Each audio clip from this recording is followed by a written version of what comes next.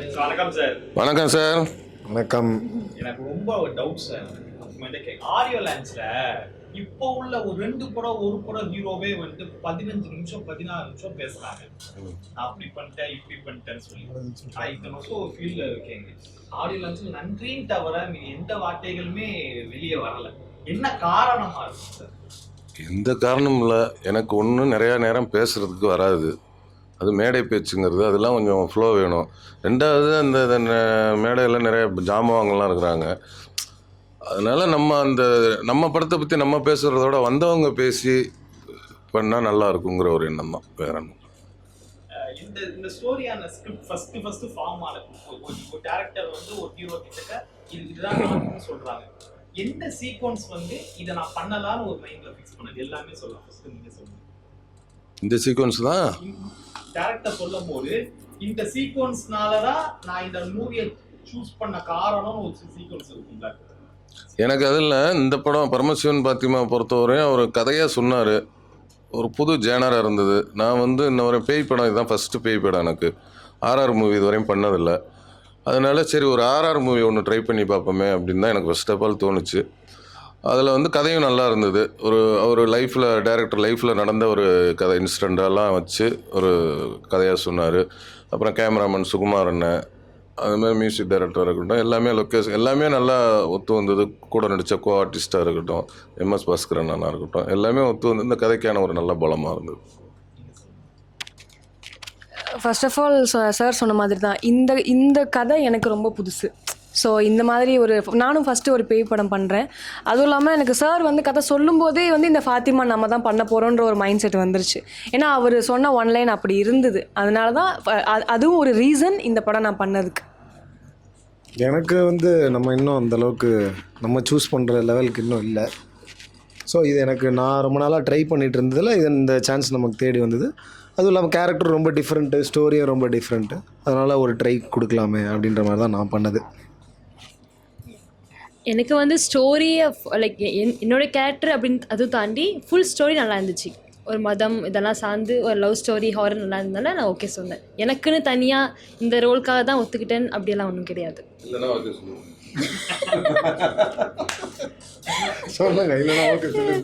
அப்படியெல்லாம் இல்லை. எல்லாம் எது கொடுத்தாலும் பண்ணுவோம், அவ்வளோதான். அதான் ஆக்டர்ஸ். என்கிட்ட இது கேட்பாரோன்னா நான் சொல்லிட்டேன், நம்ம தேடி போகிற நமக்கு வந்ததை நான் பண்ணிட்டேன். ஒரு சில மூவியோட கதை ஒரு ஜானரா இருக்கும். ஆனா நீங்க பேசக்கூடிய ஒவ்வொரு ஸ்டோரியுமே ஏதோ ஒரு வித்தியாசமான ஒரு கதையா வருது. அது சூஸ் பண்ணக்கூடிய அந்த ப்ராசஸிங் இருக்கு பார்த்தீங்களா? இந்த கதை எனக்கு ஆப்டா இருக்குன்னு சொல்லக்கூடிய ப்ராசஸ் அது எங்க ஸ்டார்ட் ஆகும்? அது கதை கேட்கும்போது தெரியும். பதில் முடிஞ்சிச்சு. கதை கேட்கும்போது அந்த கதை நமக்கு சூட் ஆகுமான்னு ஃபஸ்ட்டு தெரியும். அந்த கதை சொல்கிற அந்த ஸ்டோரி டெல்லர் இருக்காங்களா, நம்ம டைரக்டர், அவங்க தான் கதை சொல்லுவாங்க. அவங்க சொல்லும் போதே ஓகே இது நல்லா இருக்குது, இந்த கதாபாத்திரம் நமக்கு செட் ஆகும், செட் ஆகாது அப்படின்னு நமக்கே ஒரு மைண்ட் செட்டாக தோணிடும். அந்தமாரி தோன்றதில் நமக்கு எது செட் ஆகும், அதில் ஒரு புது கண்டென்ட்டு, அதுமாரி இப்போ நான் புது கண்டென்ட்டாக பண்ணணும், அதேமாதிரி காமெடி படமும் பண்ணணும்னு எல்லாம் வெரைட்டியாக கலந்து பண்ணிட்டு. ஒவ்வொரு கேரக்டர்ஸுமே நீங்கள் ஸ்டார்ட் கூட மூவியாக இருக்கட்டும், உங்களுக்கு ஒரு தனி ஒரு ட்ராக்காக போயிட்டு இருக்கீங்க. ஸோ இந்த மூவியில் எந்த மாதிரியான ரோல், எந்த மாதிரி கதாபாத்திரம்? நீங்கள் அந்த படம் பார்த்தாலும் தெரியும், அதுலேயும் ஒரு செப்பரேட்டான ரோல் தான் இருக்கும். நான் சாரில் சொல்கிறேன். இது பரமசிவன் ஃபாத்திமாவில் பார்த்தீங்கன்னா அந்த ஃபாத்திமான்ற கேரக்டர் தான் நான் ப்ளே பண்ணியிருக்கேன். ஸோ அதுக்கும் இதுக்கும் நிறைய டிஃப்ரென்ஸ் இருக்கும்னு நினைக்கிறேன். ஏன்னா நீங்கள் சாரில் பார்த்த மாதிரி இதில் இருக்காது. இது டோட்டலி டிஃப்ரெண்ட்டாக இருக்கும் இந்த பரமசிவன் ஃபாத்திமான்ற கேரக்டர். நம்ம அந்த டைட்டில்லையே நீங்கள் பார்த்தீங்கன்னா பரமசிவன் ஃபாத்திமான்னு வர்றதுனால அந்த ஃபாத்திமான்ற ரோல் நான் தான் ப்ளே பண்ணியிருக்கேன். உங்களுக்கு என்ன மாதிரி கேரக்டர்? என்னோடய கேரக்டர் நேம் இதில் சலீம். பரமசிவன் பாத்திமா மாதிரி நான் ஒரு முஸ்லீம் கேரக்டர் பண்ணியிருக்கிறேன். இப்போ அதான் எல்லாமே ஒரு தனித்தனி ஜேர்னி மாதிரி இருக்கும். அவரது, அவங்களது, எங்களது, இது மாதிரி எல்லாம் தனித்தனி ஜேர்னியாக இருக்கும். இந்த சலீம்னு ஒரு முஸ்லீம் கேரக்டர். நான் ஜெனிஃபர்னு ஒரு கிறிஸ்டியன் கேர்ள் கேரக்டர் பண்ணியிருக்கேன். ஸோ இது நாங்கள் 2 பேர் பேராசா Muslim Christian love story, Hindu Christian love story, அந்த மாதிரி டிஃப்ரெண்ட் ஜேர்னலாக இருக்கும். அவ்வளோதான். கருணா சார் கூட ஒரு படம் பண்ணீங்களா? டக்குன்னு போகும் இடம் வெகு தூரம் இல்லை. எப்படி டக்குன்னு வரும்? அது வந்து எங்களை பொறுத்த வரைக்கும் பயங்கரமான ஒரு புக். என்னை பொறுத்த வரைக்கும் பிக்பாஸ் வேற மாதிரி பண்ணியிருக்காங்கன்னு நாங்க.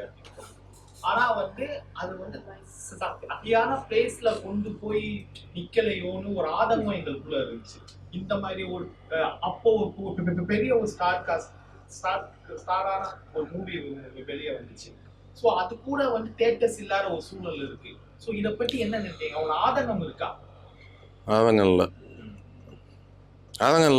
இல்ல ஒரே லைன் தான் கேள்விக்கான விடே ஒன்னேதான். ஆமாம், ஆதங்கம் இல்லை. நல்ல படம், நல்லா இருந்தது.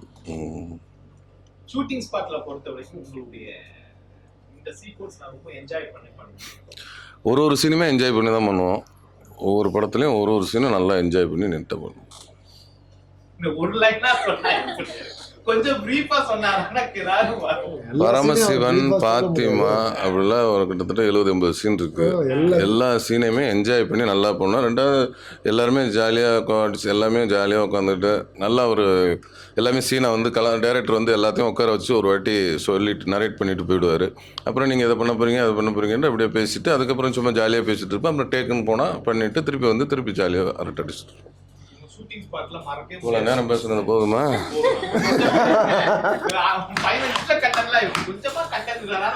நல்லா இருக்கும். கண்டென்ட் உள்ள மாதிரி கேள்வி கேளுங்க. ஒரு நேரம் முடிச்சிட்டீங்களா? இப்போ பாருங்க, இப்போ கேளுங்க.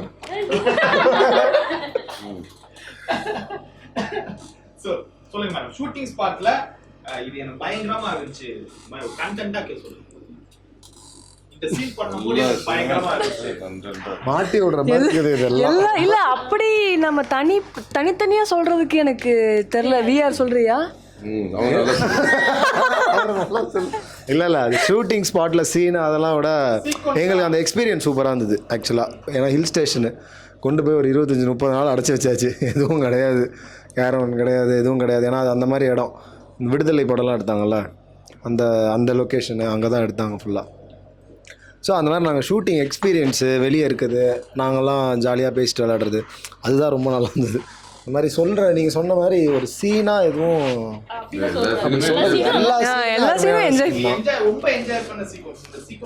ஏதாவது ஒன்று சொல்லி ஆகணும் போல.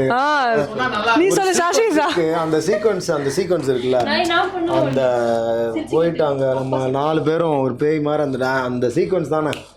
அந்த சீக்வன்ஸ் வந்து எங்களுக்கு தெரியல.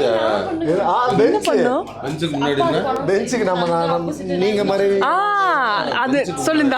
பெஞ்சுக்கு முன்னாடி வந்து மரம். அவரே குழம்பிட்டாரு. என்ன வந்து ஒரு 3 மணிக்கு 2 மணிக்கு அந்த மாதிரி நைட் மிட் நைட் டைம்லலாம் தண்ணியில போட்டு முக்குனாங்க. அது நீங்க படம் பார்க்கும்போது தெரியும் அது ஏன் அப்படி பண்ணாங்கன்றது. என்ஜாய் பண்ணி பண்ணல, டக்குன்னு கேட்டது எனக்கு ஞாபகம் வந்தது. படத்துல அது வந்து நான் அது டக்குன்னு மறக்க முடியாதுல்ல எனக்கு. அது நீங்க கேட்ட உடனே அது ஞாபகம் வந்தது. வேற எங்களுக்கு ஆஃப் ஸ்கிரீன்ல நாங்க பேசிக்கிறது வந்து செம ஃபன்னா இருக்கும். ஆஃப் ஸ்கிரீன் நாங்க பேசுறது வந்து எல்லாம் என்னன்னா, இப்ப ஆஃப் ஸ்கிரீன் நல்லா இருக்குன்னா அப்புறம் மெயின் ஸ்கிரீன் நல்லா நினைச்சிட்டு போறாங்க. இல்ல ஆஃப் ஸ்கிரீன்ல நாங்க பேசுறது நல்லா இருக்கும், எங்களுக்கு நல்லா இருக்கும்னு. ஆடியன்ஸ் அந்த கேரக்டரை விட்டு தாண்டி வெளியில வந்து நாங்க 3 பேர் ஜாலியா இருக்கிறது. அவங்க 4 பேர் ஏன்னா நாங்க 3 பேரும் 2K கிட்ஸ். ரைட்டு நான் வந்து நாங்க 2 பேரும் 90s கிட்ஸ். இங்க இருக்கிறதுலே 2K கிட்ஸ் நான் மட்டும் தான். நாங்க 2 பேரும். இன்னும் கொஞ்ச நேரத்துல சண்டை நடக்கணும். நம்ம ரெஃபரி உங்களுக்கு எப்படி இருக்கு? இப்போ நாங்க அப்படிதான் இருக்கும், இந்த மாதிரி தான் இருக்கும். ஏன்னா நீங்க பேசவே மாட்டீங்க, அவங்க எல்லாம் 3 பேர் பேசுறாங்க. நல்லா பேசுவாங்க. இப்ப நான் கேட்டுட்டு இருப்பேன், கேட்பாரு. அதுல நான் புதுசா இவங்க 2 பேரும் புதுசா பேசுவாங்க. நான் எப்பாவது ஒன்னு பேசுவேன். ஆனா ஒன்னு பேசினாலும் அப்படி நிறைய பேச சொல்லுங்க, நான் ஒன்னு பேசுறேன். கரெக்டா கொண்டு போயிருக்கு. அதான் பேசுங்கப்பா, நான் ஏதாவது பேசுறேன். படத்துல வந்து இவங்க கிட்ட இருந்து அவர் கத்துக்கிட்டது என்ன தெரியுமா? புதுசா ஒண்ணு சிச்சுவேஷன்ஷிப்லாம் என்ன கத்துருக்கேன். இப்போ ஒண்ணு கத்துக்கிட்டாரு. பெஞ்சிங் இன்னைக்கு தான் எனக்கே தெரியும் பெஞ்சிங் ஒன்னு இருக்குன்னு. சிச்சுவேஷன் மட்டும் தெரியுமா? அப்படின்னா சுச்சுவேஷன் என்ன சிச்சுவேஷன்ஷிப்னா என்ன சொல்லுங்க பார்த்தீங்களா? இவர் ஸ்டூல்னு ஒன்று கிரியேட் பண்ணாரு. ஆமாம்மா, இவர் வந்து இப்போ புதுசாக ஒன்று கிரியேட் பண்ணியிருக்காரு. சிச்சுவேஷன்ஷிப்னு ஒன்று இருக்குது. பெஞ்சிங்னா 2 பேர் லவ் பண்ணும்போது 3ஆவதாக ஒருத்தன் வந்து வெயிட் பண்ணுவானாம். அவன் வெயிட் பண்ணுறான்னு எங்களுக்கும் தெரியுமா, இருந்தாலும் அவனை வச்சுப்போமா, அது பேர் பெஞ்சிங்னு ஒருத்தர் போன வாட்டி சொல்லி கொடுத்தாரு. சொன்னார் ஸ்டூலிங்னு ஒன்று சொருனார். யாருன்னா அவனுக்கு பின்னாடி இன்னொருத்தன் வெயிட் பண்ணுவான். இவனும் போனதுக்கப்புறம் நான் வந்து ஜாயின் பண்ணுவேன். இதெல்லாம் தெரிஞ்சுக்கிட்டே இவங்க லவ் பண்ணணும். பேய் படம் சொல்றீங்களா? போஸ்டர்ஸ் பார்த்தா எல்லாமே ஸ்மைலிங் ஃபேஸோட தான் இருக்கு. ஏதாவது ஒரு பேய் படம்னு நான்லாம் சிரிக்கவே இல்லையே. பேய் படம்னு சஸ்பென்ஸாக வச்சுருந்தாங்க. பேய் போடல. 6ஆம் தேதி படம் ரிலீஸ் ஆகுன்னா மக்களுக்கு தெரிஞ்சிடும் பேய் படம்னு. அப்புறம் பேய் படமா போகும். இப்போ வந்து நாங்கள் சஸ்பென்ஸாக வச்சுருக்கோம் பேய் படம்ன்றத. நீங்கள் யார்கிட்டையும் சொல்லிடாதீங்க. பேய் படம் நீங்களா பார்த்துருப்பீங்க. அந்த பேய் படத்துக்கு இந்த பேய் படத்துக்கு என்னென்ன வித்தியாசம்? இந்த பேய் வேற, இந்த பேய் வேற. அதில் அவங்க பேயா நடிச்சிருப்பாங்க, இதுல நடிச்சிருக்கோம். பேயா நடிச்சிருக்கோம். என்ன மாதிரியான சீக்வன்ஸ் இது இருக்கும் கேட்டேன். ஏதாவது சொல்லுங்க எனக்கு. அதான் சொல்லு. காமெடியான பேயா? இல்லை அதான் இப்போ நாங்கள் தான் பேய். அப்போ எங்களோட இது எப்படி இருக்குன்னு பார்த்துக்கோங்க. இந்த மாதிரி தான் டிஃப்ரெண்ட்டாக தான் இதில் கேரக்டர்ஸு. அவர் சொன்ன மாதிரி அரண்மனைக்குள்ளே இருக்கிற பேய் இல்லை, இது வந்து ஊருக்குள்ளே இருக்க பேய். ஆனால் நம்ம பஞ்சு அது சொல்லுங்க. காதல் மதத்தில் காதல். ஐயோ மறந்துவிட்டேனே. காதல்ல மதம் வரக்கூடாது, மதத்துல காதல் வரலாம். இதான் கதை கண்டென்ட். எஸ், இதுதான் இந்த படத்தோட கண்டென்ட். அண்ணன் கிட்ட ரொம்ப பிடிச்ச விஷயம் அது திரும்பி சொல்லுமா? நிறைய சொல்லிடும். அதுக்காக இதான் இப்படி இருக்காருல்ல, சிம்பிளா இதான் பிடிக்கும் ரொம்ப. போதுமா? நிறைய சொல்றேன். அதான் பயங்கர கேஷுவலு. எல்லாருக்கும் ஒரு கம்ஃபர்டபுளான ஒரு ஸ்பேஸ் இருக்கும். இப்போ நம்மலாம் உட்காந்து பேசி ஜாலியாக இருக்கும்ல, அதனால அவர்கிட்ட கம்ஃபர்டபுளாக இருக்கும். சீன் வந்தால் என்ன ஏன் இவங்களுக்கு ஏன் இல்லை, அவங்களுக்கு ஏன் இல்லை, நீ இது பேசு, நீ அதை பேசுன்னுலாம் இது பண்ணுவார். அதுதான் ரொம்ப பிடிக்கும்.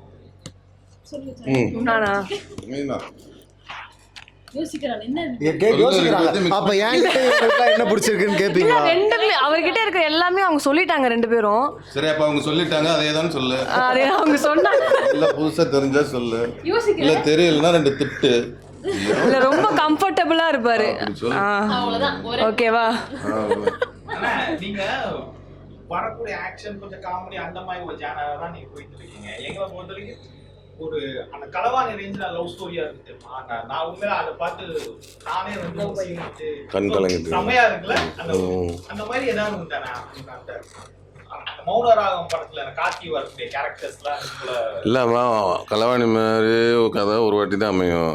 மௌனராகம் அது மாதிரி வர அடுத்தடுத்த கதை இப்போ கலகலப்பாக அமைஞ்சது நல்லா தான் இருக்கும். நான் மட்டுமே நல்லா இல்லைன்னா சொல்கிறேன், நல்லா தான் இருக்கும் சொல்லுவாங்க. ஸோ வரப்போ நடிச்சிடும். அந்த மாதிரி களவாணி படம் மாதிரி நடித்தா அது இப்போ களவாணிக்கு இது இல்லை. அதுமாதிரி இப்போ அதுக்கப்புறம் கலகலப்பு வந்துருச்சு, இது வந்துருச்சு. இப்போ வந்து பரமசிவன் பாத்திமா வரப்போகுது, அடுத்து தேசிங் ராஜா 2 வரப்போகுது, அதுக்கடுத்து 7ஆம் பொருத்தம் மாதிரி ஒரு படம், விலங்கு வந்தது, அது ஒரு சேனலில் இருக்கும். எல்லாமே கலவாணி சேனல்லே பண்ணாமல் ஒவ்வொரு சேனலில் இருக்கும். பண்ணக்கூடிய ஒவ்வொரு மூவியும் வந்து ஒரு ட்ரேட்மார்க்கா இருக்கு. இப்போ ரொமான்ஸ்னு எடுத்தீங்கன்னா தேசிங் சாங் பார்த்துருப்பீங்கன்னு நினைக்கிறேன். அம்மாடி அம்மாடி சாங். அடுத்து தேசிங் ராஜா 2 வருது அடுத்த மாதம். அந்த மாதிரி ரொமான்ஸ் சாங் இருக்கும். ரொமான்ஸ் சாங் இல்லை, ஆனால் சாங் இருக்கு. ஏன்னா அது கதை வேற, இது கதை வேற. ரொமான்டிக்கான அண்ணன் இந்த மாதிரி ஒரு என்ன காரணம்? சரி, நம்ம என்னென்னா எனக்கு என்ன வரும்ன்ட்டு டைரக்டர் ப்ரொடியூசர்லாம் முடிவு பண்ணிட்டு கதை சொல்ல வர்றாங்க. அதில் நமக்கு செட் ஆகும்போது அதில் நடிச்சிட்றேன். நான் போய் ஒரு 10 பேர்த்து அடித்து பறக்க விட்ற மாதிரி வந்தால் நம்ம நல்லா இருக்காது. இயல்பாக நான் 10 பேர்த்து அடித்தா நம்புவாங்க.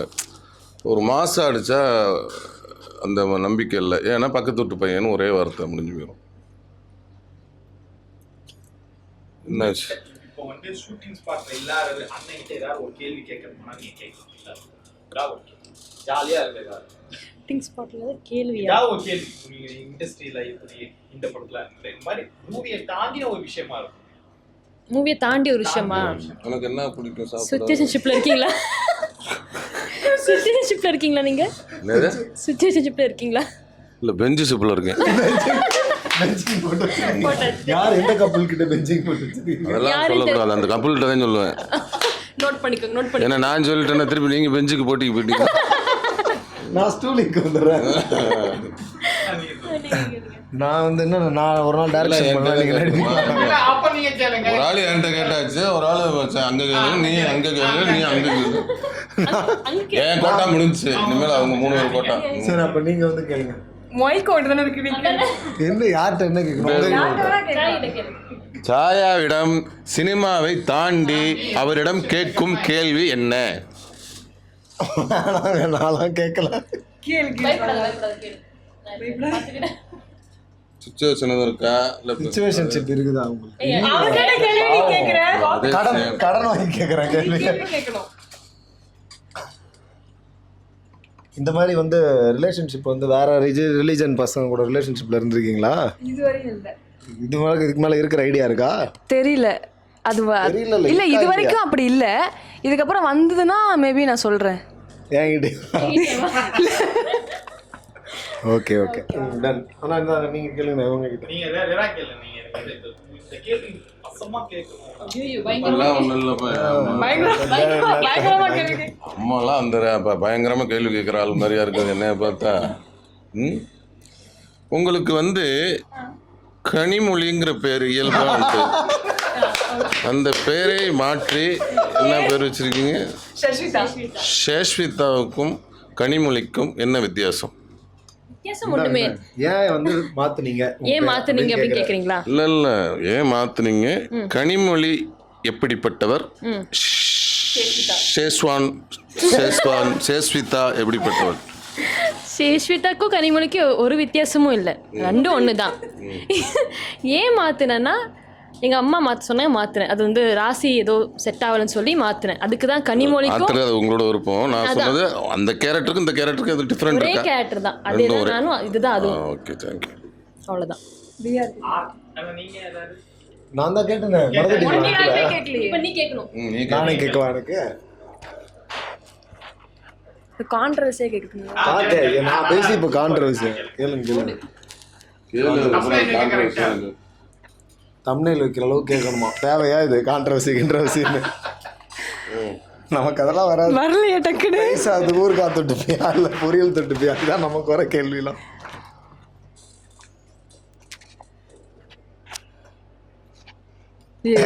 எதுவுமே இல்ல. உங்க 2 பேத்துக்குள்ள லவ் இருக்குன்னு கேள்விப்பட்டேன், உண்மையா? ஏன்னா ஆடியோ லான்ச்ல கூட அவர் சொன்னார்ல, நீ அவ பின்னாடி சுத்திட்டு இருந்தன்ட்டு. அவர் நம்மள சொல்றாரு. யாரு என்ன சொல்றாருன்னே தெரியாம சொல்றாரு. பொதுவா இங்க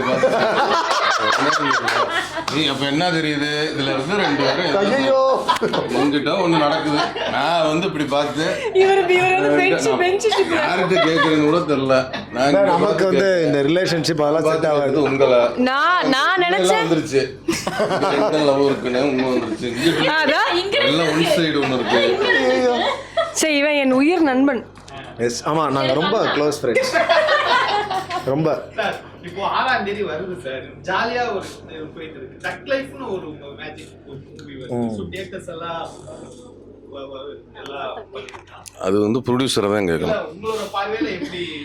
என்னோட பார்வையில ஜூன் 6ஆம் தேதி படம் வருதுன்னு சொன்னாங்க. படம் நல்லா இருக்கு, வந்ததுன்னா போய் பாருங்க, நல்லா இருக்கும்.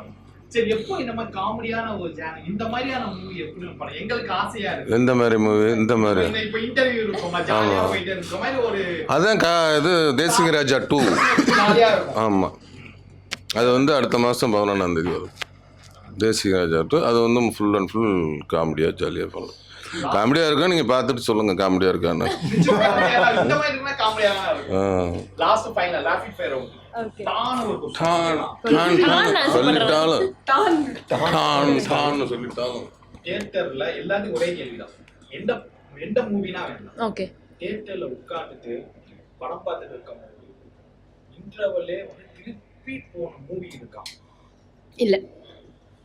பகீரா. பகீரா அது ஒரு படம். அந்த மாதிரி படத்துக்கு போனதில்லை. இல்ல, நான் போயிருக்கேன் அந்த மாதிரி படத்துக்கு. ஆனா நான் வரமாட்டேன். அந்த படத்தை முழுசா பார்த்துட்டு தான் வருவேன். முழுசா பார்த்துட்டு தான் வருவேன். ஒரே கொஸ்டின் எல்லாத்துக்கும் முடிஞ்சு போச்சுன்னா அப்புறம் அடுத்தது வேற கொஸ்டின். நீங்க இந்த படத்தை பத்தி ரிவ்யூ ஒரு 30 செகண்ட் சொல்லணுமானா நீங்க ரிவ்யூவரா மாதிரி என்ன சொல்றீங்க? வியூவர் மாதிரியா? அதான்